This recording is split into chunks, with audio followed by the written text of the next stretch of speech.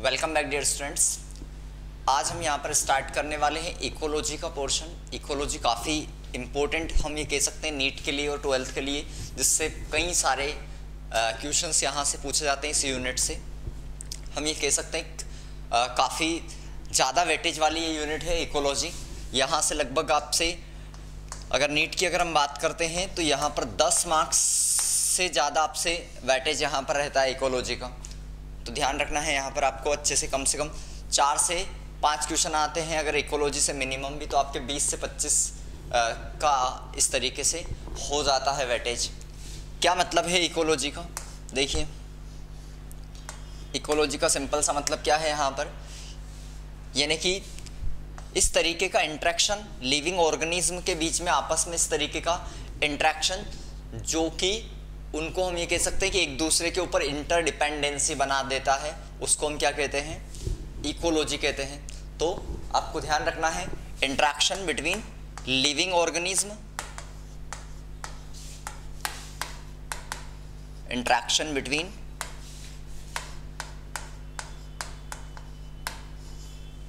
Living organism and their environment. तो जो living organism है और उनके इन्वायरमेंट है, उनके बीच में जो इंटरेक्शन होता है उसको हम क्या कहते हैं? इकोलॉजी कहते हैं। ध्यान रखना है। इकोलॉजी की अगर हम बात करते हैं, जैसे आपने बेसिक चीज़ें आपको यहाँ पर समझना है सबसे पहले। जैसे कि आपको पता है कि कोई भी सेल्स है, सेल्स कई सारी जब एक साथ यूनिट में मिलती है तो इन सेल्स से टिश्यूज का फॉर्मेशन होता है।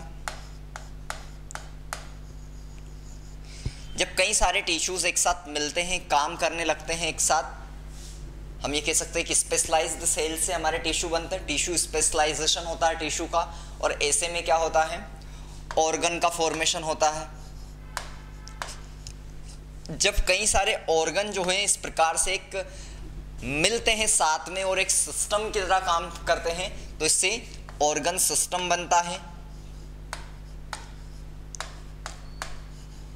ऑर्गन सिस्टम बनता है और इस प्रकार के ऑर्गन सिस्टम से ऑर्गेनिज्म का फॉर्मेशन होता है, यानी कि एक जीव का निर्माण होता है। ओके, तो अगर आपसे पूछा जाता है कि बताइए जो हमारी इकोलॉजी है वो उसकी स्मॉलेस्ट यूनिट क्या है? इकोलॉजी की स्मॉलेस्ट यूनिट क्या है? तो याद रखना, ऑर्गेनिज्म जो है, कोई भी जीव जो होता है वो क्या होता है? इकोलॉजी की हमारी स्मॉलेस्ट यूनिट होती है। इकोलॉजी के अंदर हमारे मेनली 4 लेवल होते हैं। ध्यान रखना है, 4 लेवल्स होते हैं। कौन कौन से? 4 लेवल होते हैं। ध्यान रखना है। अगर हम फर्स्ट लेवल की बात करें तो हमारा ऑर्गेनिज्म होता है। फर्स्ट लेवल कौन होता है? ऑर्गेनिज्म। जो सेकंड लेवल होता है हमारा, वो होता है जब कई सारे ऑर्गेनिज्म एक साथ मिलते हैं तो उनको हम क्या कहते हैं? पॉपुलेशन कहते हैं। तो सेकंड लेवल कौन होता है? पॉपुलेशन होता है। जो थर्ड लेवल होता है हमारा, थर्ड इंपॉर्टेंट लेवल जो होता है हमारा, वो क्या होता है? कम्युनिटी होता है।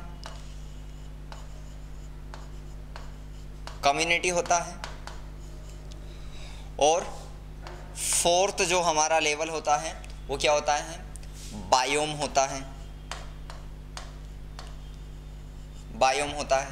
तो इस तरीके से अगर हम बात करते हैं तो इकोलॉजी के अंदर कितने लेवल होते हैं? 4 लेवल होते हैं।